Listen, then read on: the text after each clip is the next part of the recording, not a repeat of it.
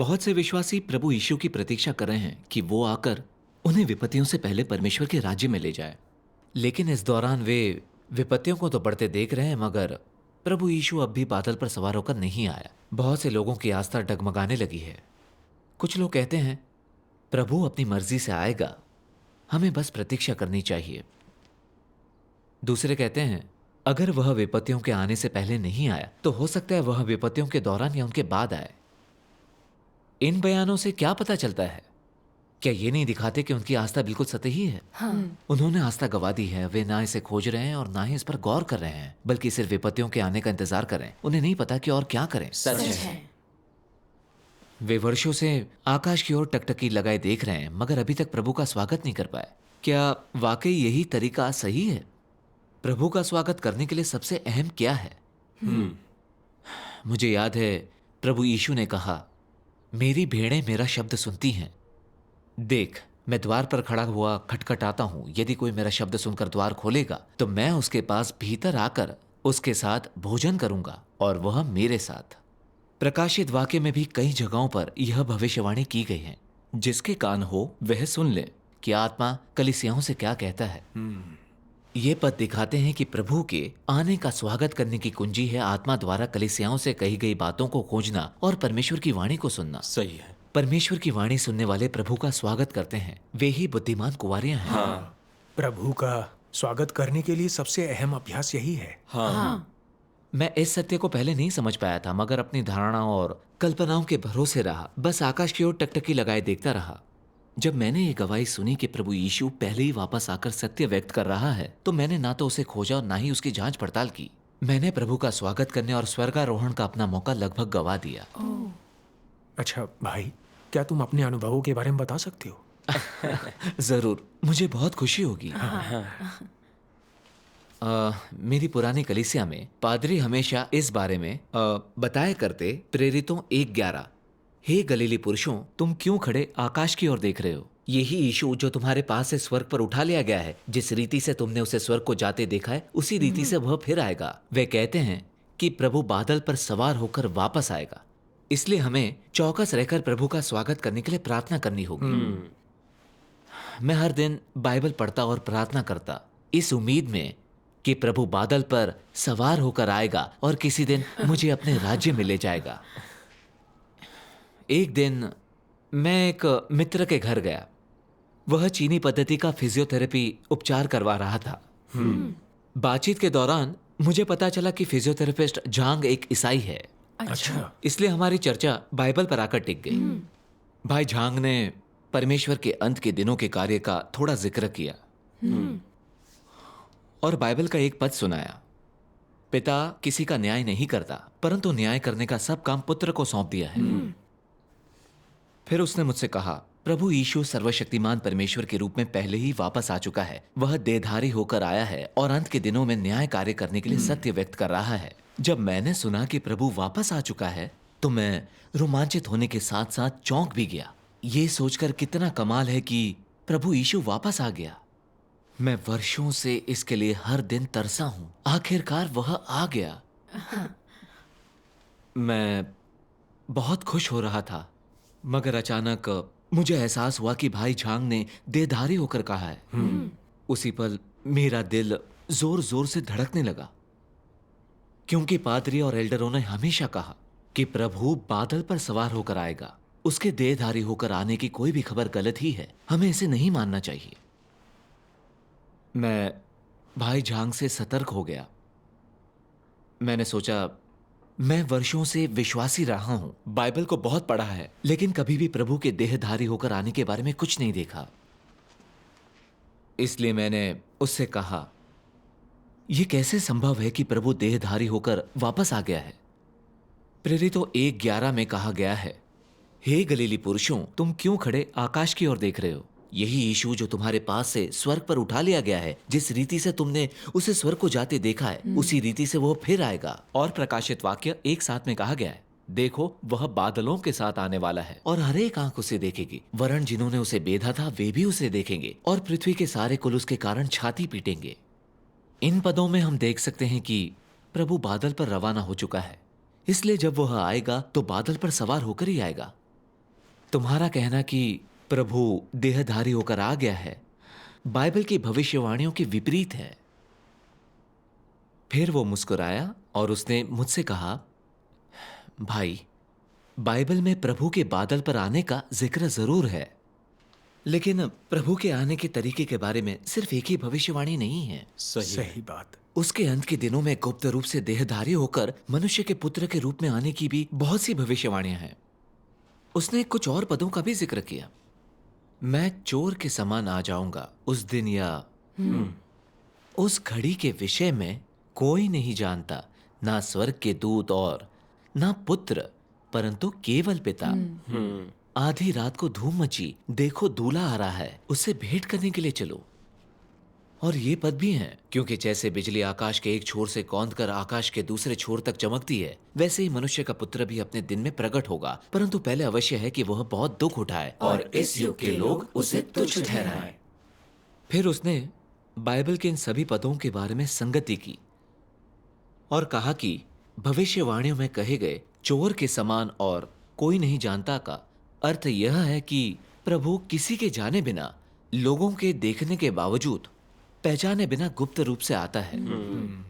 भविष्यवाणियों में मनुष्य के पुत्र के आने का भी जिक्र है। मनुष्य के पुत्र के किसी भी संदर्भ का अर्थ यह है कि वह मनुष्य की संतान है, वह हाड़ मांस का बना है और उसमें सामान्य इंसानियत है। प्रभु यीशु को मसीह यानी मनुष्य का पुत्र कहा गया। बाहर से वह किसी भी दूसरे इंसान की तरह दिखाई देता था। उसका खान पान, वेशभूषा, जीवन यापन सब आम इंसान के जैसा ही था। अगर वह पुनर्जीवन के बाद परमेश्वर का आत्मा या प्रभु यीशु का आध्यात्मिक शरीर होता तो उसे मनुष्य का पुत्र नहीं कहा जाता। इसलिए मनुष्य के पुत्र के आने का जिक्र होने का अर्थ है कि प्रभु देहधारी होकर वापस आता है। सही कहा। भाई जांग ने यह संगति साझा की। प्रभु का बादल पर सवार होकर आना एक शानदार नजारा होगा जो दुनिया में तूफान मचा देगा। हर इंसान जमीन पर गिर पड़ेगा, कोई उसका विरोध नहीं करेगा।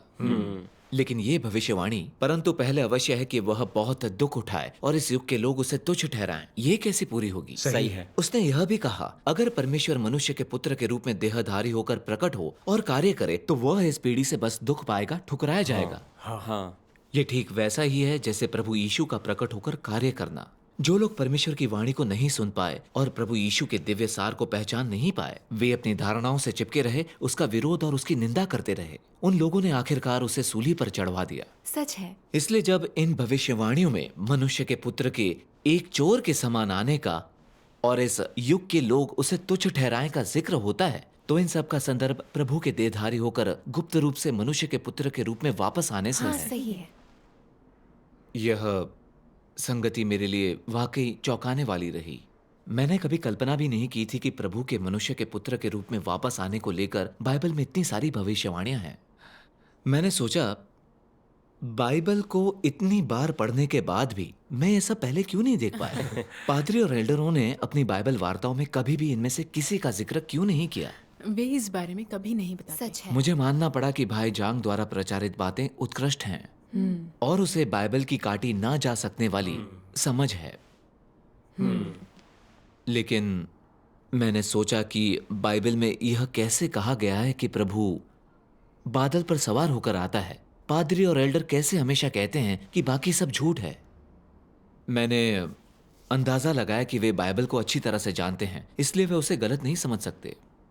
मगर भाई झांग की संगति भी बाइबल के अनुरूप ही है। मैं वाकई नहीं जान सका कि क्या सही होगा। यह मेरी समझ से बाहर था। यह सब सोच सोच के मैं और भी ज्यादा पशोपेश में पड़ गया। मैं इस संगति को बीच में ही सुनना छोड़कर किसी बहाने से वहां से उठकर बाहर चला गया। उसके बाद क्या हुआ? मैं घर वापस चला गया, मगर मेरी उलझन कम नहीं हुई। हाँ। भाई झांग की संगति मेरे मन में बार बार गूंजे जा रही थी। मुझे फिक्र हो गई, अगर प्रभु वास्तव में वापस आ गया है और मैंने उस पर गौर नहीं किया, तो क्या मैं उसका स्वागत करने का अपना मौका नहीं गंवा दूंगा? फिर मैं बाइबल के इस वचन के बारे में सोचने लगा कि वह बादल पर सवार होकर आएगा, और धार्मिक वर्ग भी यही कहता है। मुझे डर था कि मैं अपनी आस्था में भटक जाऊंगा। मैं जानता था कि यह कोई मामूली बात नहीं है। उसके बाद भाई झांग ने मुझे कई बार अपनी कलीसिया में आने का न्योता दिया। मैं पशुपेश में पढ़कर तय नहीं कर पाया।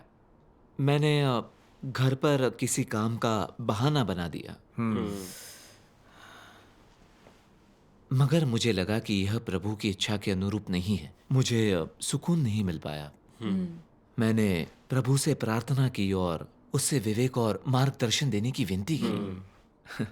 मुझे ये देखकर हैरानी हुई कि कुछ दिन बाद भाई झांग मुझसे मिलने मेरे घर आ गए। परमेश्वर का धन्यवाद। भाई झांग को कई बार मना कर देने को लेकर मुझे बहुत ही बुरा लग रहा था, इसलिए मैंने उसे अपनी समस्या बताई। मैंने कहा, भाई झांग, पिछली बार जो तुमने प्रभु के मनुष्य के पुत्र के रूप में देहधारी होकर गुप्त रूप से वापस आने के बारे में बताया, मुझे लगा कि वह बाइबल के अनुरूप है, लेकिन कुछ ऐसा है जो मैं नहीं समझ पाया। बाइबल में स्पष्ट कहा गया है कि प्रभु एक बादल पर वापस आएगा। प्रकाशित वाक्य में कहा गया है, देखो वह बादलों के साथ आने वाला है और हर एक आंख उसे देखेगी, वरन जिन्होंने उसे बेधा था वे भी उसे देखेंगे और पृथ्वी के सारे कुल उसके कारण छाती पीटेंगे। अगर तुम्हारे कहे अनुसार प्रभु देहधारी होकर वापस आ चुका है, तो फिर बादल पर सवार होकर उसके आने और सबके उसके देखने के बारे में यह भविष्यवाणी कैसे पूरी होगी? आपकी बात से यह कहाँ मेल खाता है? भाई झांग ने जवाब में मुस्कुराकर कहा, प्रभु के वापस आने के बारे में सारी भविष्यवाणियां पूरी होंगी, कोई भी विरोधाभास नहीं है, सिर्फ घटनाएं सिलसिलेवार ढंग से होंगी। सही। परमेश्वर पहले मनुष्य के पुत्र के रूप में गुप्त रूप से देहधारी बनता है, फिर वह खुले तौर पर बादल पर सवार होकर प्रकट होता है। परमेश्वर गुप्त रूप से देहधारी होकर कार्य करता है। वह परमेश्वर के घर से शुरू करके न्याय कार्य करने के लिए सत्य व्यक्त करता है। जो लोग उसकी वाणी को सुनकर अंत के दिनों के कार्य को स्वीकार करते हैं, वे बुद्धिमान कुंवारियां हैं। वे उसके सिंहासन के सामने उठाए जाते हैं। वे परमेश्वर के न्याय को स्वीकार करते हैं और परमेश्वर विपत्तियों के आने से पहले उन्हें विजेता बना देता है। फिर वह विपत्तियां बरसाता है, नेक लोगों को इनाम और दुष्टों को दंड देता है। विपत्तियों के खत्म होने के बाद वह खुले तौर पर बादल पर सवार होकर प्रकट होगा। फिर जिन लोगों ने अंत के दिनों के मसीह का विरोध और उसकी निंदा की, वे देखेंगे कि वह कोई और नहीं बल्कि वापस आया हुआ प्रभु यीशु है। वे सब अपनी छाती पीटेंगे, रोएंगे, दांत पीसेंगे। सही है।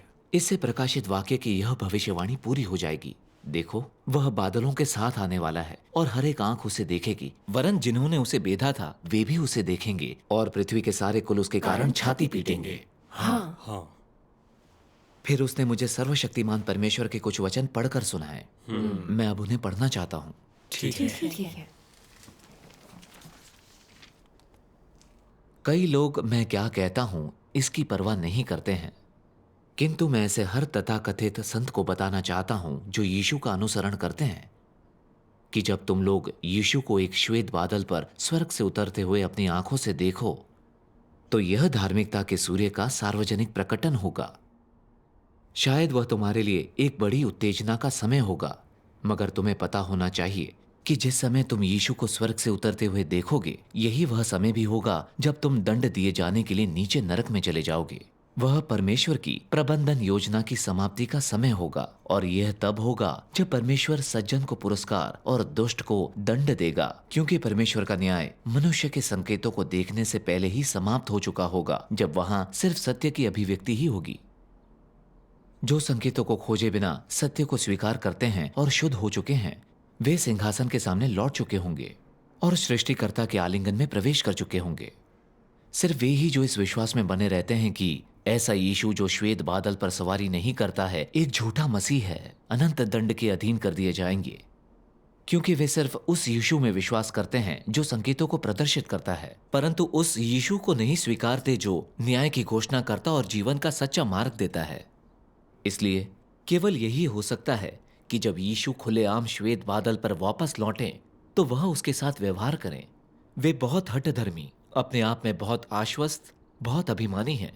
ऐसे अधम लोग यीशु द्वारा कैसे पुरस्कृत किए जा सकते हैं? आमीन। यीशु का लौटना उन लोगों के लिए एक महान उद्धार है जो सत्य को स्वीकार करने में सक्षम हैं, परंतु उनके लिए जो सत्य को स्वीकार करने में असमर्थ हैं, यह निंदा का एक संकेत है। तुम लोगों को अपना स्वयं का रास्ता चुनना चाहिए। पवित्र आत्मा की निंदा और सत्य को नकारना नहीं चाहिए। अज्ञानी और अभिमानी मत बनो। बल्कि पवित्र आत्मा के मार्गदर्शन का पालन करो और सत्य की खोज की लालसा रखो। सिर्फ इसी तरीके से तुम लोग लाभान्वित होगे। हाँ। परमेश्वर के वचनों को पढ़ने के बाद भाई झांग ने कहा, प्रभु के आगमन की प्रतीक्षा करते समय हमें बुद्धिमान कुमारियां बनकर परमेश्वर की वाणी को सुनना होगा। सर्वशक्तिमान परमेश्वर अंत के दिनों में न्याय का कार्य और संपूर्ण सत्य व्यक्त करता है जो इंसान को बचाता है। हमें इसकी खोज और जांच पड़ताल करनी होगी। उसके वचन पढ़कर देखना होगा कि क्या वे सत्य हैं, क्या वे परमेश्वर की वाणी है। हाँ। इस बारे में हम सिर्फ अपनी धारणाओं के भरोसे नहीं रह सकते। सही कहा।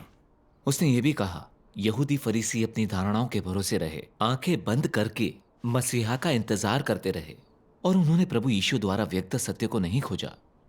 उन्होंने उसका विरोध कर उसकी निंदा की और उसे सूली पर चढ़वा दिया। उन्होंने परमेश्वर के स्वभाव का अपमान किया और उसके द्वारा शापित हुए। सच है। प्रभु के आने की जांच पड़ताल करते समय अगर हम भी अपनी धारणाओं के भरोसे रहे, अड़े रहे कि उसे तो सिर्फ बादल पर सवार होकर आना है और बाकी हर बात झूठी है, धार्मिक वर्ग के साथ परमेश्वर के अंत के दिनों के कार्य की निंदा करते रहे, तो हम भी वही गलती करेंगे जो फरीसियों ने की और एक जघन्य पाप कर बैठेंगे। फिर हम रोएं और दांत पीसे तो क्या, बहुत देर हो चुकी होगी। सही कहा। सही कहा। और उसकी संगति के बाद मैं समझ पाया कि प्रभु का आगमन चरणों में होता है। वह पहले देहधारी होकर न्याय कार्य करता है, विजेताओं का एक समूह बनाता है, फिर वह खुले तौर पर एक बादल पर सवार होकर आता है। प्रभु के आगमन की सभी भविष्यवाणियां एक के बाद एक पूरी हो जाएंगी। हाँ। उस वक्त मुझे लगा कि मैं निहायत बेवकूफ और अंधा रहा हूं। अनेक वर्षों की आस्था के बावजूद मैं बाइबल को नहीं समझ पाया, बल्कि सिर्फ धार्मिक वर्ग की ओर अपनी धारणाओं का अनुसरण करता रहा। मैंने प्रभु की वाणी सुनने और उसका स्वागत करने के लिए खोज नहीं की। मगर परमेश्वर ने भाई झांग को प्रेरणा दी कि वह मेरे साथ सुसमाचार साझा करे, वरना मैं अपनी कल्पनाओं से चिपके रहकर प्रभु के वापस आने के बारे में जानने से चूक गया होता। अंत में मैं हटा दिया गया होता। वाकई। मैंने भाई झांग से कहा, तुम्हारी संगति ने मुझे दिखाया है कि परमेश्वर का कार्य कितना बुद्धिमत्तापूर्ण और व्यवहारिक है। हाँ। देहधारी परमेश्वर का गुप्त रूप से आना वास्तव में हमारा उद्धार है। परमेश्वर का धन्यवाद। लेकिन अभी भी कुछ ऐसा है जो मैं नहीं समझ पा रहा हूं। तुम गवाही देते हो कि प्रभु देहधारी होकर वापस आया है। वास्तव में देहधारण क्या होता है? तुम्हें इतना विश्वास कैसे है कि सर्वशक्तिमान परमेश्वरी वास्तव में देहधारी परमेश्वर है? भाई झांग ने आपसे फिर क्या कहा? हाँ। भाई झांग ने मुझे परमेश्वर के वचनों के कुछ अंश पढ़कर सुनाए। मुझे उन वचनों से बहुत कुछ हासिल हुआ। मैं तुम सबके साथ वो साझा करना चाहता हूँ। बढ़िया। देह धारण का अर्थ यह है कि परमेश्वर देह में प्रकट होता है और वह अपनी सृष्टि के मनुष्यों के मध्य देह की छवि में कार्य करने आता है। इसलिए परमेश्वर को देहधारी होने के लिए सबसे पहले देह बनना होगा। सामान्य मानवता वाली देह, यह सबसे मौलिक पूर्वापेक्षा है। वास्तव में परमेश्वर के देह धारण का निहितार्थ यह है कि परमेश्वर देह में रहकर कार्य करता है। परमेश्वर अपने वास्तविक सार में देहधारी बन जाता है, एक मनुष्य बन जाता है।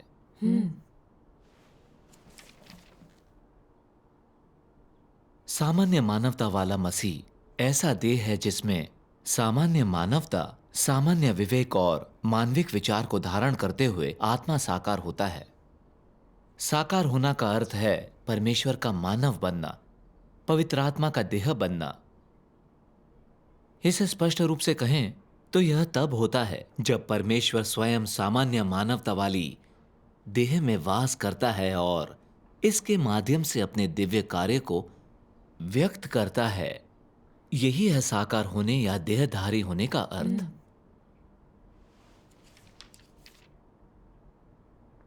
देहधारी परमेश्वर मसीह कहलाता है तथा मसीह परमेश्वर के आत्मा के द्वारा धारण किया गया देह है। यह देह किसी भी मनुष्य की देह से भिन्न है। यह भिन्नता इसलिए है क्योंकि मसीह मांस तथा खून से बना हुआ नहीं है, बल्कि आत्मा का देह धारण है। उसके पास सामान्य मानवता तथा पूर्ण दिव्यता दोनों हैं। उसकी दिव्यता किसी भी मनुष्य द्वारा धारण नहीं की जाती है। उसकी सामान्य मानवता देह में उसकी समस्त सामान्य गतिविधियों को बनाए रखती है, जबकि दिव्यता स्वयं परमेश्वर के कार्य करती है। चाहे यह उसकी मानवता हो या दिव्यता, दोनों स्वर्गिक परमपिता की इच्छा के प्रति समर्पित हैं। मसीह का सार पवित्र आत्मा अर्थात दिव्यता है, इसलिए उसका सार स्वयं परमेश्वर का है। यह सार उसके स्वयं के कार्य में बाधा उत्पन्न नहीं करेगा, तथा वह कोई ऐसा कार्य नहीं कर सकता है जो उसी के कार्य को नष्ट करता हो। ना वह ऐसे वचन कहेगा जो उसकी स्वयं की इच्छा के विरुद्ध जाते हों। फिर भाई झांग ने यह कहा, विश्वासियों के रूप में हम सब जानते हैं कि प्रभु यीशु देहधारी परमेश्वर था, लेकिन कोई भी इंसान सही मायनों में देह धारण के सत्य को नहीं जानता। अब अंत के दिनों में सर्वशक्तिमान परमेश्वर ने हमारे सामने देह धारण के सत्य और रहस्य को प्रकट किया है। हम सर्वशक्तिमान परमेश्वर के वचनों से समझ सकते हैं कि देह धारण परमेश्वर के आत्मा का इंसानों के बीच कार्य करने के लिए सामान्य इंसानी देह धारण कराना है। देहधारी परमेश्वर आम इंसान जैसा ही दिखाई देता है। वह अलौकिक नहीं दिखता। दूसरे लोगों की तरह ही खाता पीता और जिंदगी बिताता है। उसमें भी आम इंसान जैसी भावनाएं होती हैं और लोग उसके करीब जा सकते हैं। लेकिन देहधारी परमेश्वर का सार दिव्य होता है, इसीलिए मसीह कहीं भी कभी भी सत्य व्यक्त कर सकता है। वह परमेश्वर के स्वभाव, बुद्धि और उसके स्वरूप को व्यक्त करता है। वह परमेश्वर का अपना कार्य करता है। यह ऐसी चीज है जिसे कोई भी इंसान हासिल नहीं कर सकता। सच है। सही है। ऐसे ही बाहर से बिल्कुल सामान्य लगने वाला प्रभु यीशु इंसानों के बीच असली जिंदगी जीता था। लेकिन प्रभु यीशु ने कई सत्य व्यक्त किए और इंसान को प्रायश्चित का मार्ग दिया। उसने लोगों के पाप माफ करके परमेश्वर के प्रेम पूर्ण, कृपालु और दयावान स्वभाव को व्यक्त किया। बिल्कुल। उसने अनेक संकेत और चमत्कार भी दिखाए, जैसे कि 5 रोटियों और 2 मछलियों से 5000 लोगों का पेट भरना, हवाओं और समुद्रों को शांत करना, मृत लोगों को पुनर्जीवित करना और ऐसे ही कई और चमत्कार। इससे परमेश्वर के अधिकार और सामर्थ्य का पूरा प्रकटन हुआ। आखिरकार इंसान के छुटकारे के कार्य को पूरा करने के लिए प्रभु यीशु को सूली पर चढ़ा दिया गया। सच है। इससे पता चलता है कि प्रभु यीशु के कार्य और वचन परमेश्वर के अपने कार्य और वचन थे। वह देहधारी परमेश्वर था। सही है। भाई ने अपनी बात जारी रखी। इसलिए हम देहधारी परमेश्वर को पहचानने के लिए उसके बाहरी स्वरूप पर नहीं जा सकते, बल्कि हमें परमेश्वर की वाणी को सुनना होगा। मसीह के कार्य और वचन हमें दिखा सकते हैं कि सत्य, परमेश्वर का स्वभाव, उसकी बुद्धिमत्ता, सर्वशक्तिमत्ता और उसका स्वरूप स्वभाव क्या है। इसी तरह से हम सुनिश्चित हो सकते हैं कि ये देहधारी परमेश्वर का कार्य और वचन है। कितनी अच्छी बात है उसकी ना? संगति ने कुछ हद तक मुझे स्पष्टता दी। मुझे एहसास हुआ कि मसीह आम इंसान की तरह दिखाई देता है, महान या अलौकिक नहीं, लेकिन उसमें परमेश्वर का सार होता है। वह सामान्य शरीर में आया परमेश्वर का आत्मा है। वर्षों की अपनी आस्था के बावजूद मैं इन सत्यों और रहस्यों को समझ नहीं पाया था। भाई जांग ने अपनी संगति जारी रखी। सर्वशक्तिमान परमेश्वर देह धारण के संपूर्ण सत्य और रहस्यों को हमारे सामने प्रकट करता है। अगर सर्वशक्तिमान परमेश्वर ने अंत के दिनों में ये वचन नहीं बोले होते तो भ्रष्ट इंसान देह धारण के पीछे के सत्य को समझे बिना प्रभु में विश्वास करता रहता, और कोई भी इंसान कभी भी इसे समझ नहीं पाता। यकीनन सही है। सर्वशक्तिमान परमेश्वर और प्रभु यीशु दोनों एक ही हैं। बाहर से दोनों बिल्कुल सामान्य लगते हैं, साधारण से बिल्कुल भी अलग नहीं। लेकिन सर्वशक्तिमान परमेश्वर संपूर्ण सत्य व्यक्त करता है जो इंसान को शुद्ध कर बचाता है। वह परमेश्वर के घर से शुरू करके न्याय का कार्य कर रहा है। सही है। उसने प्रकट किया है कि परमेश्वर की 6000 साल की प्रबंधन योजना के रहस्य और उसके कार्य के उद्देश्य क्या हैं। इंसान को बचाने के परमेश्वर के 3 चरणों के कार्य के लक्ष्य और महत्व क्या हैं। देह धारण और परमेश्वर के नामों का रहस्य क्या है। बाइबल के पीछे की कहानी क्या है। शैतान इंसान को कैसे भ्रष्ट करता है। शैतान द्वारा इंसान को भ्रष्ट करने का सत्य और सार क्या है। लोगों द्वारा परमेश्वर का विरोध और पाप करने की जड़ में क्या है। परमेश्वर इंसान को पूरी तरह शुद्ध करके बचाने के लिए न्याय कार्य कैसे करता है। परमेश्वर इंसान को उसकी किस्म के मुताबिक कैसे अलग करता है। प्रत्येक व्यक्ति की मंजिल और परिणाम वह कैसे तय करता है। परमेश्वर के अंत के दिनों के न्याय कार्य में वह अपमान न सहने वाले अपने धार्मिक स्वभाव को पूरी तरह से प्रकट करता है। इस बिंदु पर भाई झांग ने मुझसे पूछा, परमेश्वर के सिवाय और कौन उसकी योजना के रहस्यों को प्रकट कर सकता है। कौन सत्य और परमेश्वर के धार्मिक स्वभाव को व्यक्त कर सकता है। कौन सदा के लिए इंसान को शुद्ध करके बचाने वाला न्याय कार्य कर सकता है। मैंने कहा, जाहिर है केवल परमेश्वर ही कर सकता है। उसने कहा, हाँ, केवल देहधारी परमेश्वर ही इतने व्यवहारिक तरीके से इंसान को बचाने के लिए वचन बोलकर कार्य कर सकता है। यह मनुष्य के पुत्र के रूप में देहधारी परमेश्वर द्वारा किया गया कार्य है। फिर उसने मुझे बताया कि लोग सर्वशक्तिमान परमेश्वर के वचनों को जितना पढ़ेंगे और अनुभव करेंगे, उन्हें उतना ही यकीन होगा कि सर्वशक्तिमान परमेश्वर द्वारा व्यक्त सभी वचन सत्य और परमेश्वर की वाणी है। सर्वशक्तिमान परमेश्वर के कथन इस बात का पर्याप्त सबूत है कि वह अंत के दिनों का मसीह है, एक सच्चे परमेश्वर का प्रकटन है। मैं बहुत रोमांचित महसूस कर रहा था। मैंने कहा, भाई, अब मैं समझ गया हूं कि परमेश्वर का देह धारण सत्य का महानतम रहस्य है। परमेश्वर का धन्यवाद। देहधारी परमेश्वर मुख्य रूप से संपूर्ण सत्य व्यक्त करता है, परमेश्वर का कार्य करता है। इसलिए यह बहुत अहम है कि हम प्रभु का स्वागत करने के लिए परमेश्वर की वाणी को सुने। जो कोई सत्य व्यक्त कर परमेश्वर का कार्य कर सकता है, वह देहधारी परमेश्वर है। परमेश्वर की वाणी को सुनकर और उसके नए कार्य को स्वीकार करके हम प्रभु का स्वागत करते हैं और प्रभु के सामने ले जाए जाते हैं। परमेश्वर का धन्यवाद। उसने कहा, तुम्हें जो एहसास हुआ वह पूरी तरह से पवित्र आत्मा की प्रबुद्धता के कारण है। परमेश्वर का धन्यवाद। मैंने वो तमाम मौके याद किए जब मैंने सर्वशक्तिमान परमेश्वर के कार्य को ठुकराया था। इतना अंधा और बेवकूफ होने के लिए मैं खुद से घृणा करने लगा। वर्षों से विश्वास रखने के बावजूद मैं प्रभु को नहीं जान पाया। अपनी धारणाओं से चिपका रहा, प्रभु के बादल पर आने की प्रतीक्षा करता रहा, प्रभु का स्वागत करने के लिए उसकी वाणी नहीं सुनी। जब मैंने सुना कि प्रभु वापस आ चुका है, सत्य व्यक्त करते हुए अंत के दिनों में न्याय का कार्य कर रहा है, तो मैंने इस पर गौर नहीं किया। मैंने प्रभु के सामने लगभग दरवाजा बंद ही कर दिया। सच है, सच है। फिर मुझे पूरी तरह यकीन हो गया कि सर्वशक्तिमान परमेश्वर जिसने संपूर्ण सत्य और रहस्य व्यक्त किए हैं, वो वापस आए हुआ प्रभु यीशु हैं। वह देहधारी परमेश्वर हैं। मैं परमेश्वर का धन्यवाद करता हूँ। परमेश्वर ने मेरी विद्रोहशीलता के कारण मुझे छोड़ नहीं दिया, बल्कि भाई जान को प्रेरित किया कि वह मेरे साथ सुसमाचार साझा करे, ताकि मैं परमेश्वर की वाणी को सुन सकूं और मेमने के कदमों के साथ कदम मिला सकूं। यह परमेश्वर का मेरे प्रति असीम प्रेम है। सर्वशक्तिमान परमेश्वर का धन्यवाद। परमेश्वर का धन्यवाद।